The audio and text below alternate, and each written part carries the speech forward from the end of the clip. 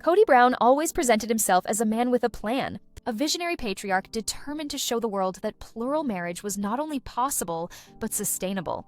And for years, audiences bought into the dream because TLC's carefully edited narrative showed us a family fighting against prejudice, legal battles, and internal struggles while somehow managing to stay together. But what fans didn't see, what even some of the wives didn't see until it was too late, was the hidden financial chaos that simmered beneath the surface, a chaos that would eventually erupt into public scandal. And nothing exposed it more starkly than the revelation of the $80,000 nanny salary, a figure so outrageous and so misaligned with the family's supposed values of sacrifice and unity that it sent shockwaves through the fandom and left the wives stunned. Because here was proof that while Kody lectured endlessly about loyalty, obedience, and financial prudence, he was secretly funneling staggering amounts of money into decisions no one else had approved. Decisions that exposed his favoritism and his recklessness. And when Christine famously asked on camera, "What does the nanny do?" it wasn't just a throwaway line, it was the eruption of years of pent-up frustration. Because behind that one question lay the truth that Christine, Janelle, and Mary had been living in financial scarcity, while Robin enjoyed not only Kody's emotional attention, but also his financial devotion. And the $80,000 figure was not just a paycheck. It was a symbol of betrayal, proof that Kody's words about equality were empty. Proof that his vision of building a united family on Coyote Pass was a mirage meant to distract from the fact that he was pouring resources into a lifestyle that centered around Robin and her children.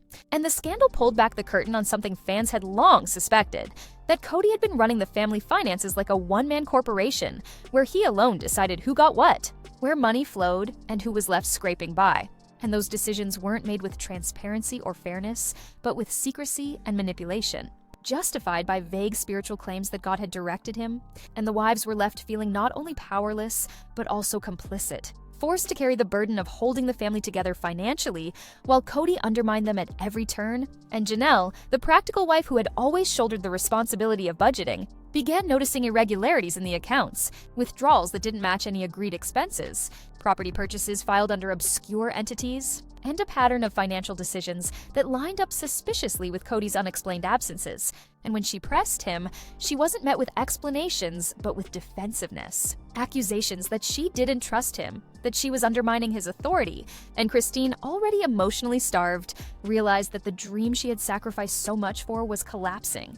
Because how could she raise her children in a system where their needs were constantly deprioritized, while Robin's household enjoyed the benefits of private childcare, new furnishings, and financial security, and Mary, the wife most alienated from Kody's affection, now faced the additional sting of being financially discarded, forced to fend for herself while watching her contributions vanish into the black hole of Kody's plan.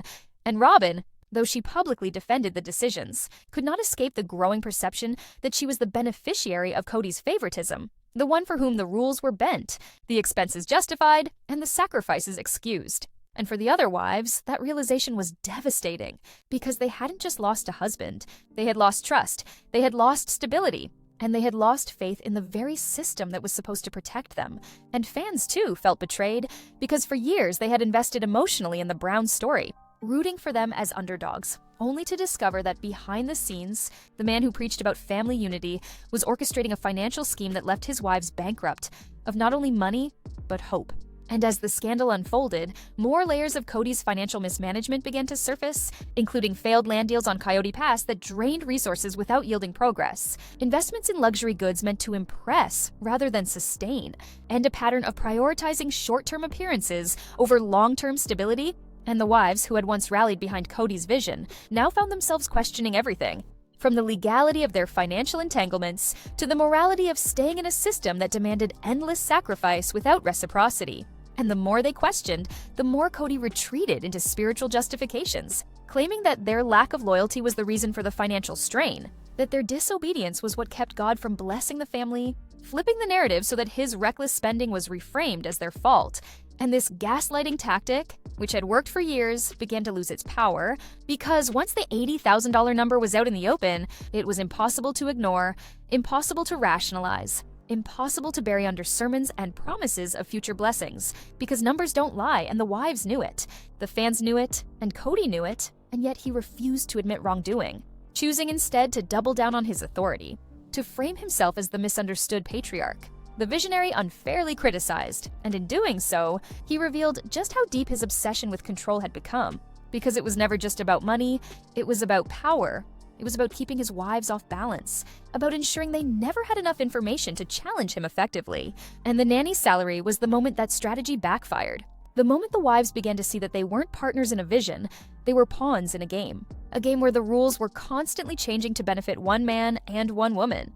And as Christine began to pull away, as Janelle grew bolder in her questions, as Mary stopped waiting for a reconciliation that would never come, the dominoes began to fall, and the illusion of sister wives as a united family shattered, leaving only fragments of what had once seemed like an unbreakable bond. And for viewers, the scandal wasn't just entertainment. It was revelation, proof that the Browns were not living an alternative version of love, but a distorted version of control.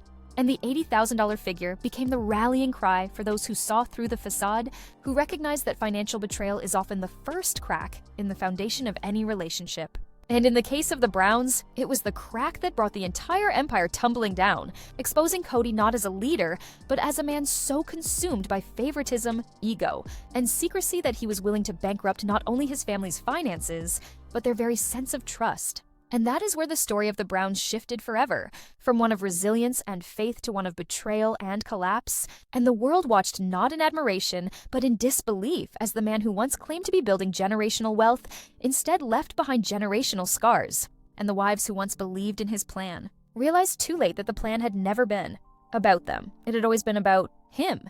And the scandal surrounding the $80,000 nanny salary only deepened as more details emerged, because it wasn't just the raw number that outraged fans and family members. It was the hypocrisy woven into every dollar, the contrast between what Kody preached and what he practiced, the contradiction of a man who lectured his wives endlessly about sacrifice, frugality, and the importance of putting the family first, yet secretly diverted an enormous sum of money toward a luxury no one but Robyn seemed to benefit from. And when Christine voiced her famous question about what the nanny even did, it wasn't simply sarcasm, it was the culmination of years of watching her own children do without.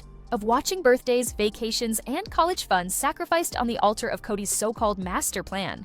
And that plan, sold for years as a vision of unity and prosperity, now looked more like a Ponzi scheme of promises, where the wives invested everything: money, time, love, loyalty, only to discover that the payoff had already been claimed by someone else. And the backlash from fans was immediate and furious, filling social media threads with accusations of favoritism, betrayal, and financial abuse. And for the first time, the carefully controlled image of the Browns as a unique but functioning family was openly mocked. Their story reframed as a case study in dysfunction. And TLC, desperate to keep the ratings alive, leaned into the scandal, editing scenes to highlight the growing tension while conveniently avoiding any real breakdown of the financial records. Because the network knew that mystery sells, that outrage fuels clicks, that the less they revealed, the more fans would speculate. And speculate they did, dissecting every episode, freezing frames to catch glimpses of bills, documents, or background clues. And what they pieced together was damning: that Kody had long been siphoning money into Robyn's household, that the nanny's salary was only the visible tip of a much larger iceberg, one that included private loans, questionable property purchases, and a pattern of making promises to one wife while secretly funding another. And for Christine, that realization was devastating, because she had entered the marriage with a deep belief in plural love, sacrificing her autonomy to build something bigger than herself, only to discover that her sacrifices had been used to bankroll her own replacement. And Janelle, the most pragmatic of the wives, began running the numbers, comparing timelines, receipts, and family budgets, and what she found confirmed what everyone had feared: that the family had not only lost money, but had lost the chance at ever achieving financial stability, because Kody's reckless decisions had bankrupted more than accounts. They had bankrupted trust. And Mary, once clinging to the hope that loyalty would eventually bring her back into Kody's good graces, now understood with brutal clarity that loyalty had never been the currency Kody valued. Submission was, and Robyn, for all her tears and protests, could no longer escape the perception that she was complicit, that she had benefited from Kody's favoritism while her sister wives bore the weight of his neglect. And as the scandal spread, former insiders began whispering that the $80,000 figure wasn't even the full truth, that the nanny's salary may have been padded with additional expenses designed to funnel even more money out of shared accounts and into Robyn's private household. And though hard evidence was scarce, the circumstantial proof was overwhelming, leaving fans convinced that the Browns weren't simply broke, they had been played, manipulated by a man who hid his failures behind the facade of spiritual leadership. And what made it worse was the way Kody doubled down, refusing to admit mistakes, insisting that the wives' disloyalty was to blame for the family's unraveling, twisting the narrative so that his betrayal became their fault. And in that gaslighting, in that refusal to take responsibility, the wives finally found the breaking point, because once you see the truth, you can't unsee it. Once you know the money is gone, you can't pretend it will reappear. And once you realize the dream is a lie, you can't keep living in it. And so the $80,000 nanny scandal, though on its surface a story about one paycheck, was in reality the moment the curtain was pulled back on Kody's entire bankrupt plan. The moment the wives stopped believing in his vision, the moment fans stopped rooting for his leadership, and the moment the Browns' empire began its irreversible collapse. Because empires don't fall in silence, they fall in scandal. And for the Browns, that scandal had a price tag attached, and it read $80,000. If Part 1 revealed the $80,000 nanny salary as the spark that ignited the downfall, then Part 2 uncovers the firestorm it created. Because once the wives began pulling at the threads of Kody's financial secrecy, they discovered a tangled web of half-truths, contradictions, and outright deceptions that went back years. And the shocking reality was that the nanny's salary wasn't an isolated expense, but part of a larger bankrupt plan that Kody had been quietly orchestrating behind the scenes. A plan rooted not in family prosperity, but in control. Because money had always been the invisible leash he used to keep his wives tethered to him. And once the money ran dry, or worse, was redirected into secret channels, the illusion of unity crumbled. And the most devastating part was that the wives themselves had unknowingly contributed to their own financial undoing. Because while Christine poured her energy into raising children and sacrificing personal dreams, while Janelle meticulously budgeted and stretched every dollar, while Mary tried to make her own business ventures work in the shadow of Kody's neglect, all of them were funding a system that prioritized Robyn's comfort and Kody's ego. And it was only when Christine left, when she finally broke free, that the depth of the betrayal came into focus, because her exit wasn't just emotional, it was financial. She walked away from a marriage where the bank accounts were empty, but Robyn's household remained stable. And that disparity forced the other wives to confront the possibility that the nest egg they had all been promised had never truly existed. That the dream of Coyote Pass, the vision of a united family compound, had been nothing more than smoke and mirrors used to justify years of sacrifice. And the more they dug, the more horrifying the truth became. Because while Kody preached endlessly about loyalty and obedience, he had been quietly signing off on property transfers, shuffling assets, and consolidating resources in ways that made it nearly impossible for the wives to disentangle themselves financially, leaving them trapped in obligations while he positioned himself as the sole decision-maker. And this wasn't just mismanagement, it was manipulation. A calculated strategy to ensure that even if the marriages failed, Kody would retain power, and fans began to see the pattern clearly, flooding social media with timelines and theories, dissecting old episodes to spot the red flags that had been hidden in plain sight. And in doing so, they uncovered not only the nanny scandal, but also the trail of financial choices that had led the Browns to bankruptcy. From reckless spending on luxury goods, to failed land developments, to the prioritization of Robyn's household over everyone else's. And each revelation only fueled the outrage, because it became clear that the man who once claimed to be building generational wealth was instead leaving behind generational debt. And worse, generational trauma, because money was never just about bills or property. It was about the emotional weight it carried, the sense of security it provided, the trust it represented, and when that trust was broken, when the wives realized they had been living in scarcity while Robyn's household thrived, the betrayal cut deeper than any argument about love or intimacy ever could. And Kody, rather than admitting fault, leaned harder into spiritual rhetoric, claiming that God had instructed him to prioritize certain needs, that obedience to him was obedience to God, and that any questioning of his financial decisions was an act of rebellion. But the wives were no longer convinced. Because the math didn't lie, the receipts didn't lie. The unpaid bills didn't lie, and for Janelle especially, the woman who had carried the financial weight for years, the realization that Kody had squandered their future was the final straw, and her decision to speak openly about the family's finances marked a turning point in the narrative. Because once the financial secrets were out, there was no going back, no way to repair the illusion. And fans, too, felt vindicated because they had long suspected that the Browns' lavish lifestyle was unsustainable, that the cracks in the empire were widening, and the nanny scandal was simply the moment when everything collapsed into public view. And in that collapse, the wives found clarity. Because the truth about the money illuminated the truth about the marriage. That it was never about unity, never about shared sacrifice, but always about Kody's control. And once they saw that, they could no longer stay silent. They could no longer play along. They could no longer pretend. And so part 2 of this story isn't just about financial ruin, it's about revelation, about the wives realizing that the bankruptcy wasn't an accident, but a design. A bankrupt plan that had been hiding in plain sight all along, waiting to be exposed, and when it finally was, it didn't just end a marriage, it ended the myth of sister wives forever.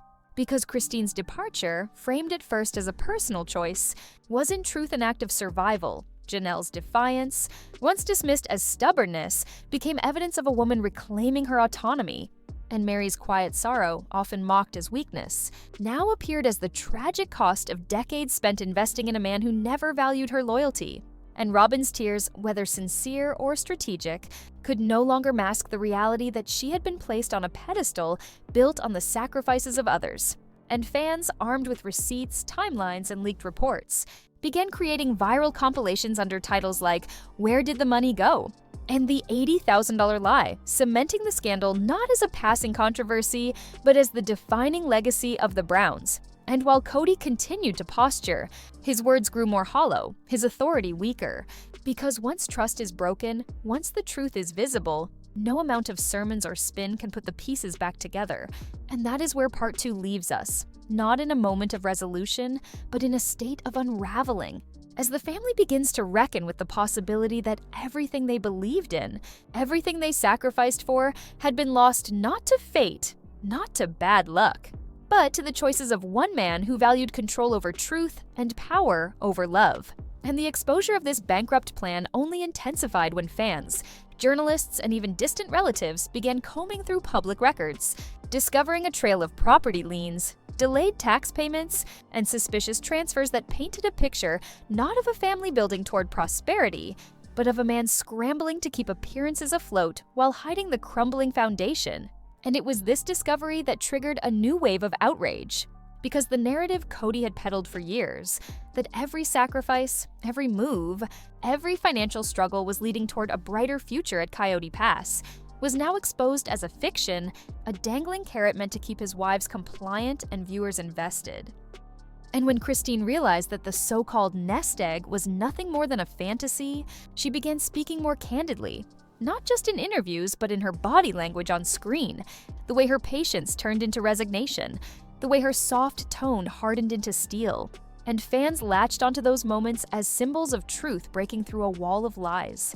And Janelle, long the bookkeeper of the family, admitted in private confessionals that she had trusted Kody's vision even when the numbers didn't add up, believing that somehow, someday, the sacrifices would pay off. But when the nanny salary and other hidden expenses came to light, she saw clearly that she had been financing a dream designed to collapse. And her anger wasn't loud, it wasn't dramatic, but it was precise. The kind of anger that comes from realizing you've been played by someone you trusted with everything. And Mary, though already emotionally sidelined, now faced the cruel truth that she wasn't just unwanted by her husband. She had been excluded from the financial equation altogether, left out of decisions, treated as an afterthought, her loyalty taken for granted while her contributions were quietly siphoned away. And Robyn, despite insisting that she never asked for special treatment, could not shake the image of being the favored wife, the one whose home was paid for, whose children had a nanny, whose comfort was prioritized even while her sister wives begged for scraps. And fans, seeing this imbalance, turned on her too, no longer seeing her tears as evidence of victimhood, but as tools of deflection, ways to keep herself insulated while the others were left exposed. And Kody, sensing the shift in perception, grew defensive, his interviews laced with anger and defiance, insisting that the wives were ungrateful, that the audience didn't understand, that the choices he made were guided by God. But those words, once accepted, now rang hollow because evidence was stronger than excuses.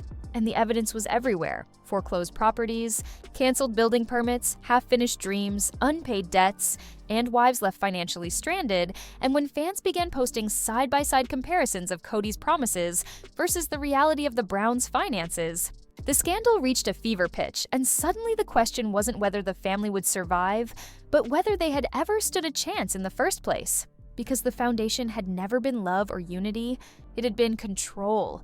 And control built on lies is destined to collapse. And so Part 2 expands beyond the nanny scandal into the broader truth that the Brown family's bankruptcy was not an accident of circumstance, but the inevitable result of Kody's choices. A plan doomed from the start, a plan that exposed him not as a visionary, but as a man willing to bankrupt not only his wives' futures, but their very sense of self-worth just to maintain the illusion of power. And as the walls of secrecy continued to crumble, the world watched in disbelief, waiting to see not whether the empire would fall, it already had, but how loud, how messy, and how final the collapse would become. As the public fallout from the $80,000 nanny scandal continued to spiral, Kody Brown found himself not just at the center of a crumbling family, but exposed under the harsh spotlight of a reality television audience that no longer saw him as a misunderstood patriarch, but as a man unraveling under the weight of his own decisions. And the deeper the scrutiny went, the more impossible it became to hide the truth that the financial chaos within the Brown family was not just a byproduct of polygamy or television fame. It was a direct consequence of one man's unchecked control, misguided priorities, and carefully hidden favoritism. And while fans had long speculated about Robyn's influence and Kody's loyalty to her, the true scale of their alliance became undeniable when side-by-side breakdowns of household spending revealed stark disparities between what Robyn's family received and what the other wives were forced to live with. And that disparity was not only financial, it was emotional, logistical, spiritual, and symbolic, because in Robyn's home there was always childcare, stability, new furnishings, and the consistent presence of Kody. While in the homes of Christine, Janelle, and Mary, there were long stretches of absence, broken promises, and mounting bills. And as the wives started to speak more freely, on and off camera, it became clear that the shared dream of building a forever family on Coyote Pass had quietly died long before Christine walked away. It had died the day Kody began hiding money, the day the financial plan stopped being shared, the day the vision became about securing Robyn's future and not theirs. And fans who once watched the show for the novelty and curiosity now tuned in like investigators, connecting dots, comparing footage, analyzing facial expressions, searching for the precise moment the illusion collapsed. And what they found was a pattern of deceit that wasn't just about money, it was about power. Because Kody's bankrupt plan wasn't a passive failure, it was an active design, one that required the wives to remain uninformed, divided, and doubtful of themselves. And for years, they played their roles, believing that sacrifice was temporary, that their husband's vision would eventually deliver a unified dream. But as the financial cracks became craters and the emotional distance turned into permanent estrangement, that belief disintegrated, and Christine, having left first, became a symbol of liberation. Her exit treated by fans not as betrayal, but as a necessary rebellion against a man who had used her loyalty as a tool for his own convenience. And Janelle, emboldened by Christine's courage, began to speak openly about her own financial contributions. Her exhaustion from being the one to hold the budget together while watching Kody make executive decisions without consulting her, and Mary, still tethered by years of emotional dependence and spiritual guilt, found herself questioning whether decades of silence and loyalty had earned her anything but heartbreak and exclusion. And Robyn, now caught in the center of the storm, struggled to convince anyone that she had not asked for the preferential treatment she so clearly received. And the show, once about the dynamics of plural love, had shifted into a slow-moving train wreck of accountability, blame, and exposure, where every episode peeled back another layer of resentment. And it wasn't long before leaked footage, unaired conversations, and insider reports confirmed what many suspected, that Kody had centralized control not just over the money, but over information, making decisions in private, isolating wives from each other, justifying financial disparities by invoking God's will, and perpetuating the belief that questioning him was the same as questioning the family itself. And this spiritual manipulation, once seen as part of the lifestyle, now felt sinister in light of the financial abuses it helped cover up. And fans began calling it out for what it was: emotional and financial gaslighting, designed to keep the wives dependent, uncertain, and afraid to challenge the system that disempowered them. And the revelation of these tactics ignited a broader cultural conversation about polygamy, autonomy, and economic abuse in religious structures. And the Browns, once symbols of alternative family resilience, were now seen as the face of what happens when one man holds too much unchecked authority. And as TLC leaned into the drama to salvage ratings, the wives leaned into their own awakening. And part 3 of this story became about reckoning, not just for Kody, but for each woman who had to confront what her life had been shaped by, what she had accepted, what she had enabled, and most of all, what she would no longer tolerate. And with every confessional, every blog post, every podcast appearance, they each began rewriting their own narrative, no longer through Kody's lens, but through their own. And that narrative was not pretty. It was raw, emotional, messy, and complicated because love had been real. Dreams had been real, intentions had been pure, but the execution had been warped by a man whose fear of losing control led him to financial choices that prioritized the appearance of success over the reality of sustainability. And those choices eventually backfired, leaving Kody with one wife who couldn't publicly defend him without being called complicit, and 3 who had emotionally and, in some cases, legally separated from him. And the children, who had once been part of a bustling family ecosystem, now found themselves caught in the emotional crossfire, many of them choosing sides, speaking out, or distancing themselves from the drama altogether. And the tragedy of it all was that the warning signs had always been there, tucked between episodes, buried in the quiet sacrifices, the missed birthdays, the silent glances exchanged between wives who knew something was off but didn't yet have the words or strength to confront it. And when Christine finally said enough, she not only reclaimed her life, she forced the truth into the light. And that truth was bigger than any scandal, any paycheck, or any television season, because it revealed that behind every crumbling empire is a series of ignored truths. And behind every ignored truth is a choice. And in part 3, those choices became clear, irreversible, and finally unforgivable. And as the storm surrounding the Browns' crumbling foundation intensified, it became impossible for Kody to maintain even a shred of the illusion he had built over more than a decade on television. Because with every passing week, new evidence surfaced, new interviews dropped, and new betrayals came to light, each one peeling back another layer of the narrative he had long controlled. And what became increasingly obvious, both to viewers and to the wives themselves, was that Kody's obsession with control wasn't just about household decisions or spiritual leadership. It was deeply entangled with money, with power, and with his fragile ego. And that obsession had led him to make decisions that undermined everything the family was supposed to stand for. And fans could see it so clearly now. The way he weaponized loyalty, the way he measured devotion by obedience, the way he punished dissent with financial neglect and emotional withdrawal. And once that pattern became visible, it couldn't be unseen. And it haunted every episode, every throwback clip, every interview where the wives had once smiled through gritted teeth and nodded along to plans that now seemed laughably unrealistic. And what was most infuriating for many wasn't just the betrayal itself. It was the years of gaslighting, of being told that their instincts were wrong, that their concerns were selfish, that their desire for equity was an attack on the family structure. And now, with hindsight and the benefit of public support, Christine and Janelle in particular began to reclaim their voices with stunning clarity, no longer filtering their experiences through Kody's narrative, but speaking plainly, unapologetically, about the manipulation, about the lies, about the financial favoritism that left them scrambling to cover basics while Robyn's home enjoyed peace, comfort, and care. And what angered many fans most was the growing realization that this wasn't just about unequal treatment. It was about deliberate strategy, a long game Kody had played to isolate the wives, to alienate them from each other, to ensure that their silence was bought not with love or support, but with fear. Fear of being cut off, fear of being labeled disloyal, fear of losing the only identity they had been allowed to cultivate under his rule. And that fear had kept them compliant for far too long, until the $80,000 salary ripped the curtain down and exposed the system for what it truly was. And even Robyn, whose tears once drew sympathy, now faced scrutiny and suspicion as audiences began to dissect her role, her silence, her benefits, her defenses of Kody.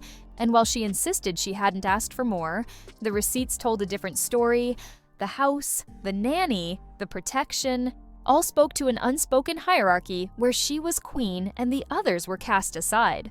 And in the midst of this growing divide, TLC producers leaned in, encouraging the wives to speak more freely, to share their side of the story, knowing that the truth, no matter how messy, would drive ratings.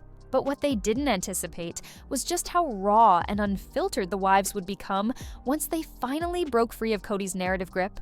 And suddenly, the show shifted tone entirely, moving away from polygamy as a spiritual alternative and into full-blown exposé territory, where every confession felt like a courtroom testimony, and the audience, now fully turned against Kody, devoured every painful detail, not out of cruelty, but out of righteous anger, because they had believed in this family, had rooted for them, had defended them through criticism, only to realize that the unity had been a lie, held together not by love but by manipulation and fear. And nowhere was that clearer than in the breakdown of Coyote Pass, the land that was supposed to be their collective legacy, their shared future, their reward for decades of sacrifice, but instead sat barren, unbuilt, and unclaimed, a physical manifestation of every broken promise Kody had made. And when Christine walked away from her stake in that land, it wasn't just a legal decision, it was a symbolic one, a refusal to keep believing in something that had never been real. And Janelle, who had invested not only financially but emotionally into the dream of building her forever home there, found herself devastated and betrayed, realizing that Kody's promises of cabins, blueprints, and equal space had all been tactics to keep her investing while he funneled his energy and money elsewhere. And Mary, perhaps the most tragically loyal of all, stood on the sidelines, watching the family collapse with a kind of quiet, grieving awareness, recognizing that her decades of faithfulness had earned her nothing. Not a home, not a voice, not even the dignity of an honest conversation. And it was in those silences, those awkward pauses during filming, where the truth screamed loudest because they revealed the wounds too deep to articulate, the pain too familiar to even cry over. And so Part 3 continued to unravel not just the financial collapse of a family, but the emotional exodus of women who had finally stopped believing the lie. And with every episode, every press quote, every social media post, the Brown family's mythology shattered a little more, until all that remained was the stark, painful truth that the empire had not been built on faith or love or unity, but on control, secrecy, and the exploitation of those too loyal to see what was happening in real time. And as that truth became inescapable, even those who once defended Kody began to pull away, leaving him increasingly isolated, his words defensive, his tone bitter, blaming everyone but himself, unable to grasp that the collapse was not because his wives betrayed him, but because they finally saw him for who he really was. In the wake of total exposure, with every financial thread pulled and every emotional scar laid bare, what remained of the Brown family was not a unified group struggling through adversity, but a scattered collection of individuals, each navigating the wreckage left behind by one man's relentless pursuit of power, disguised as patriarchal responsibility. And for Kody Brown, the unraveling of his carefully constructed narrative was more than a personal embarrassment. It was a total collapse of identity, because for years, he had wrapped himself in the role of spiritual leader, provider, and visionary, convincing not only his wives but himself that he was guiding a chosen family toward a greater purpose. But now stripped of loyalty, stripped of control, and stripped of moral high ground, Kody faced something far more terrifying than public criticism. He faced irrelevance, and that fear manifested in unpredictable ways, in sharp turns of temper, in rants masked as sermons, in moments of quiet desperation thinly veiled as pride, and as the cameras continued to roll.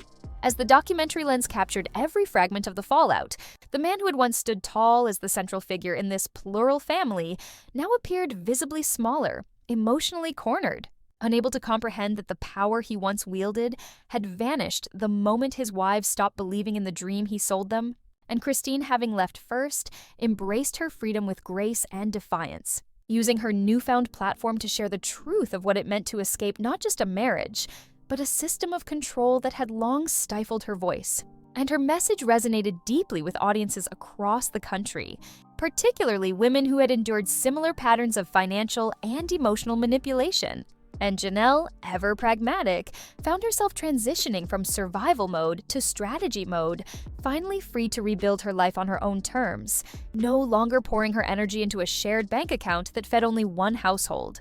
And her strength became a rallying point for fans who saw in her the embodiment of resilience without bitterness. A woman determined to rise not by burning bridges, but by laying new foundations. And Mary, though still struggling to untangle the emotional knots left behind by decades of devotion to a man who never truly prioritized her, began to find her footing too, finally shedding the quiet pain that had defined her arc for so long, and speaking more openly about the toll that spiritual guilt and emotional neglect had taken on her self-worth. And through all of this, Robyn remained ensnared in a storm of scrutiny, her tearful defenses now sounding hollow to a viewership that had seen the financial imbalance with their own eyes. And though she insisted she never wanted to be the favorite, never asked for special treatment, the truth remained that she had benefited from every one of Kody's most controversial decisions, from the nanny to the housing to the consolidation of loyalty, and no amount of denial could undo the damage that favoritism had inflicted on the broader family dynamic. And as fans dissected every detail, from property records to leaked footage to cryptic social media posts, a clearer picture began to emerge, one that showed Kody not as a misunderstood leader trying to balance an impossible life, but as a man whose ego led him to isolate his wives, hoard resources, and wield religion as a weapon to maintain control. And the children, many of them now adults, began to speak out too, sharing their perspectives with caution and heartbreak, revealing the fractures that had long existed behind the scenes, the favoritism, the confusion, the resentment they were taught not to feel. And in those revelations came the deepest wound of all, that the next generation had grown up under the weight of a myth, believing they were part of a great and noble experiment in love, only to learn that it had been an illusion propped up by one-sided sacrifice. And some chose silence, retreating from the spotlight to protect their peace, while others stepped forward, adding their voices to the growing chorus of accountability that had overtaken the family's public image. And as the family splintered further, TLC leaned into the real-time unraveling, restructuring the show to focus less on plural unity and more on personal healing, pitting confessionals against each other, editing scenes for maximum drama. And though the ratings surged, the moral cost was high. Because while the show had once promised to normalize alternative family structures, it now seemed to revel in the spectacle of collapse, a modern-day tragedy consumed in weekly episodes. And the public, though sympathetic to the wives, grew increasingly critical of Kody, whose every attempt to defend himself only deepened the perception that he was incapable of reflection, incapable of remorse, and worst of all, incapable of true love outside the parameters of control. And what became undeniable was that the collapse of the Brown family wasn't just a personal or spiritual failure. It was a case study in how power, when unchecked and hidden behind belief, can become corrosive, and Kody's financial decisions, once framed as necessary strategy, now looked reckless at best and deliberately deceptive at worst. And fans demanded accountability, not just apologies, but transparency, clarity, ownership of the damage done. And that pressure extended beyond Kody to TLC itself, with many questioning how much the network knew, how much it had enabled, and how much it had benefited from portraying a collapsing family as compelling entertainment. And amid all of this, one truth emerged stronger than any other. The wives were not victims. They were survivors, and their evolution, painful and public as it was, became the most redemptive part of the story. Because through the financial betrayal, the emotional neglect, and the spiritual manipulation, they each emerged not broken, but awakened, shedding the false identities they had worn for years in order to become something far more powerful, fully realized women telling their own stories in their own words. And as Part 4 concludes, the lens shifts once more, from the crumbling empire of a fallen patriarch to the rising voices of those who escaped it, and it is in their strength, not in his downfall, that the story finds its most powerful truth. and as Kody's control continued to slip away, each new decision only widened the emotional canyon between him and the family he once ruled. Because the more he tried to reassert his authority, the more it became clear that he no longer had any real influence, that his words no longer held weight, that the spell had been broken. And what haunted him most wasn't just the loss of power, it was the realization that his wives and children no longer feared him, no longer needed his approval, no longer cared whether he agreed with their choices, and in a structure that had thrived for years on guilt, spiritual hierarchy, and conditional affection, this sudden shift in dynamic left him flailing for relevance, clinging to outdated justifications and projecting blame outward, accusing his wives of betrayal while ignoring the years of inequity, denial, and mismanagement that had brought them to this point. And the deeper he sank into self-pity, the clearer it became that this wasn't just a crisis of finances or failed property deals. It was the final act of a long-running pattern of control masquerading as leadership. And for Christine, the liberation that had once felt uncertain now blossomed into something unstoppable as she built a new life surrounded by adult children who supported her decision and fans who championed her courage. And she no longer looked back with regret, because the moment she walked away from Coyote Pass, she wasn't just leaving a plot of land, she was leaving behind the shame, the manipulation, the emotional exhaustion of constantly trying to prove her worth to a man who had already decided she didn't matter. And Janelle, always the steady one, now fully understood the scope of what had been taken from her, not just financially, though the money mattered, but mentally, emotionally, spiritually, because she had spent years budgeting, hustling, sacrificing in ways Kody never even acknowledged, only to find herself excluded from key decisions, from honest conversations, from the very vision she had helped fund. And the betrayal lit a fire in her that no amount of apology could extinguish, a quiet fury that fueled her resolve to rebuild without asking for permission or validation. And Mary, long treated as a cautionary tale by viewers, surprised everyone by rising from the ashes of her own silence, finally choosing to stop waiting for crumbs and instead begin writing her own story, even if it meant standing alone. And the heartbreaking part wasn't that she had been loyal for too long. It was that she had been led to believe that loyalty was her only value, that if she stayed, obeyed, forgave, she would eventually be seen again, loved again, chosen again. But now she knew better, and that knowing hurt. But it also set her free, and Robin, whose tears once symbolized compassion, now drew suspicion at every turn, as viewers and even family members began to question how much she truly didn't know, how much she had silently endorsed by staying quiet, as her comfort was paid for by the sacrifices of others. And while she begged for the family to stay together, her pleas now rang hollow. Because it was easy to cry for unity when you were never the one asked to give it up, and as each woman forged her own path, the family's shared identity disintegrated, and Kody, now reduced to isolated monologues filled with contradictions and wounded pride, could no longer control the narrative. Because the wives had taken it back, the children had found their voice, and the audience was no longer interested in defending a man who couldn't see past his own ego. And even TLC, sensing the shift, began to reframe the show, no longer centering Kody as the core of the family, but instead focusing on the wives' journeys, on their healing, their decisions, their futures. And that shift didn't just reflect changing viewer interest, it reflected a deeper truth. The story was never about Kody to begin with. It was about the women who built a family despite the odds, despite the imbalance, despite the constant uphill climb for fairness. And now, with the empire in ruins, they were finally getting the spotlight they deserved. Not as side characters in a patriarch's narrative, but as protagonists in their own right. And the children, some still close to Kody, others deeply estranged, felt the ripples too, as they confronted the reality that their childhoods had been shaped by an ideology that masked control as devotion, and many of them began distancing themselves from the belief system that had once bound the family together, choosing instead to define family by love, support, and honesty, not hierarchy and guilt. And fans who had once watched with fascination now watched with purpose, finding in this real-time implosion a mirror to their own lives, their own toxic relationships, their own moments of awakening. And in every confessional, every brave word spoken, there was a ripple effect, encouraging others to speak, to leave, to rebuild. And while Kody still clung to the hope that the family could somehow return to what it was, The rest of them knew the truth, that there was no going back, that the dream had already died, and that what lay ahead was not restoration, but reinvention, and in that reinvention came power.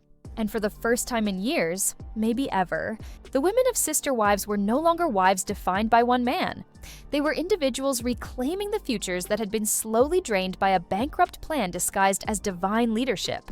And that, more than any episode, any headline, or any confession, was the true legacy of what came next. With the family shattered and the financial lies laid bare, the final chapter of the Browns' story unfolded not with healing, but with confrontation, reflection, and irreversible change. And as the dust settled over the ruins of what had once been sold to America as a revolutionary family model, viewers were left to reckon with what had really taken place behind the cameras, behind the spiritual language, behind the perfectly lit confessionals. Because the truth was, this wasn't the story of a plural family torn apart by external forces. It was the story of a man who built a house of mirrors and then panicked when the glass cracked. A man who manipulated belief, guilt, and gender roles to consolidate power, and who, when finally challenged, blamed everyone but himself. And as Kody spiraled into solitude, his defenses became more erratic, more aggressive, more desperate, lashing out at the very women who had once trusted him, calling them disloyal, unspiritual, even accusing them of destroying the family legacy, as if his own secret financial maneuvers and blatant favoritism had played no part in the collapse. And while he clung to Robyn like a lifeline, even she began to look fatigued, no longer able to deny that the man she married had burned the bridge between himself and the rest of the family so thoroughly that no reconciliation would ever be possible. And what emerged in this final act was not just the image of a fallen patriarch, but of a man stripped bare of his myths, standing alone in a mansion funded by the collective sacrifices of women he had abandoned. And though the cameras still rolled, capturing his indignation and isolation, the narrative no longer belonged to him because Christine was thriving, building a new life that centered joy, authenticity, and freedom from the constant spiritual gaslighting she had endured, while Janelle focused on rebuilding her financial independence and reconnecting with her children, finally free to spend her energy on things that fed her spirit rather than drained it. And even Mary, long painted as the tragic wife who never got closure, began to share messages of empowerment, of letting go, of no longer chasing something that had been dead for years. And what each of these women demonstrated in their own way was that leaving the structure didn't mean failure. It meant survival. It meant clarity. It meant liberation, and the public, once skeptical of plural marriage, began to reframe their understanding, not through the lens of religious difference, but through the language of autonomy and healing. And the children, many of them grown, added their voices too. Not to condemn their father outright, but to share how the imbalance and control had affected them. How the structure that promised unity had often delivered favoritism and confusion, and some, like Gwendolyn and Peyton, spoke with raw honesty about the trauma of growing up in a system where fairness was preached but rarely practiced, where they watched their mothers sacrifice endlessly while Robyn's household seemed untouched by the same struggles. And their words added another layer of truth, because they revealed that the collapse hadn't just affected marriages, it had impacted the entire next generation, shaping how these children viewed relationships, authority, and trust. And perhaps the most powerful part of all was how the audience responded. Because while some viewers continued to watch for the drama, many stayed because they saw themselves in the unraveling, in the quiet endurance, in the delayed awakening, and fan communities became spaces of catharsis, places where stories were shared, where healing was inspired, where thousands of women who had endured emotional and financial manipulation in their own lives found validation through the stories of Christine, Janelle, and Mary, and that cultural impact was bigger than ratings. It was a reminder that real stories, when told truthfully, have the power to change lives. And yet Kody couldn't see it, couldn't acknowledge that in losing control, he had actually set others free, that in being exposed, he had inadvertently allowed the truth to be told. And so he sat alone, offering tired defenses, spiritual jargon, and bitter retellings of events everyone else had already moved on from, still believing he was the victim of betrayal rather than the architect of it. And while Robyn remained beside him, her once sympathetic image faded under the weight of her complicity. Because in the end, whether she had asked for privilege or not, She had accepted it, benefited from it, and cried over its consequences only when it was no longer convenient. And the final episodes of that season felt more like a reckoning than a resolution, as if the show itself was no longer entertainment, but evidence. A public archive of how power, when left unchecked, will always collapse under its own weight. And for those still watching, still processing, still grieving the end of what had once felt like a revolutionary show about love and faith, there came a realization that the most powerful stories aren't the ones that pretend to be perfect, but the ones that show what happens when people choose truth over tradition, healing over habit, and freedom over fear. And so the story of Kody Brown didn't end with redemption. It ended with silence, with distance, with the slow and steady rebuilding of lives that no longer needed his leadership. And in that silence, a new legacy was born. One not built on land or doctrine, but on courage, honesty, and the simple truth that love without respect is not love at all. And as Kody's isolation deepened, his attempts to salvage the family's legacy became increasingly disconnected from reality, because the world had moved on without him. And the wives he once claimed were united under his spiritual leadership were now building lives where his influence no longer held weight, no longer mattered. And the harder he tried to remind the world of who he once was, the clearer it became that the image he clung to, wise patriarch, moral compass, family visionary, had become a relic, a hollow echo of a man whose authority was no longer recognized by anyone but himself. And though he paced through interviews and stared down cameras with the same intensity that once captivated audiences, the words felt empty now, drowned out by the voices of Christine, Janelle, and Mary, who no longer filtered their truth, who no longer offered him soft landings or spiritual justifications, and instead chose raw honesty. Because they had given him decades, given him trust, given him children, homes, dreams, and in return had been given silence, confusion, and in the end, nothing. And while Robin still sat beside him, nodding, wiping away tears, trying to keep the illusion alive, the dynamic had shifted beyond repair, and the fans saw it, how her pain now felt more like fear, not fear of Kody's anger, but of what the world would look like without him, without the spotlight, without the status that came from being the legal wife, the favored one.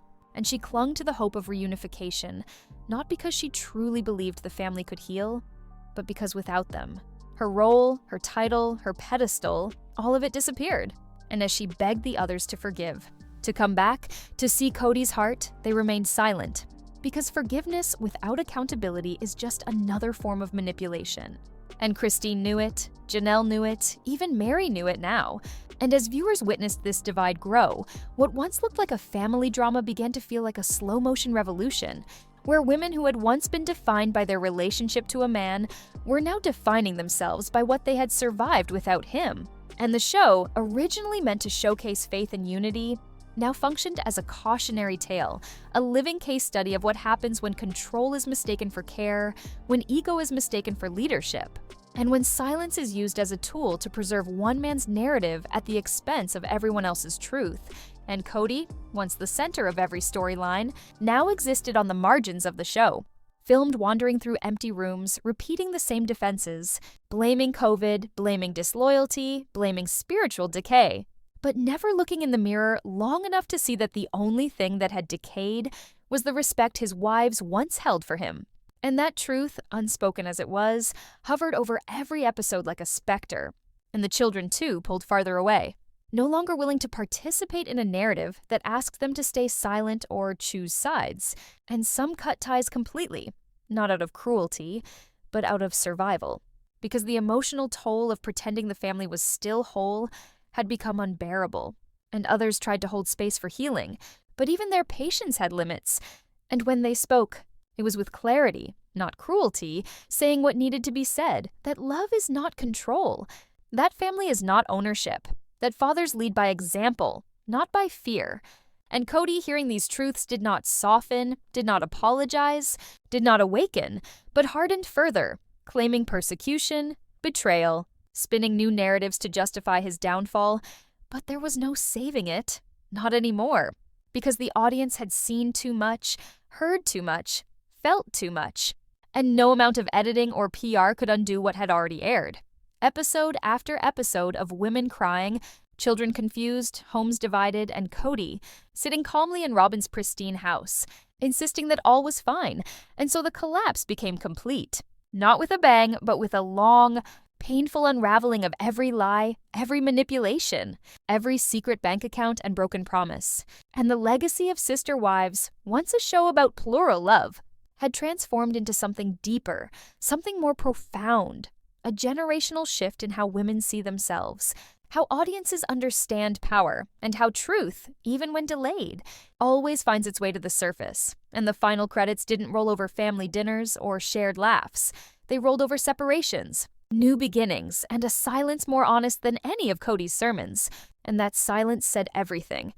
That the dream was dead, that the plan was bankrupt, and that the story now belonged to the women who walked away stronger than ever.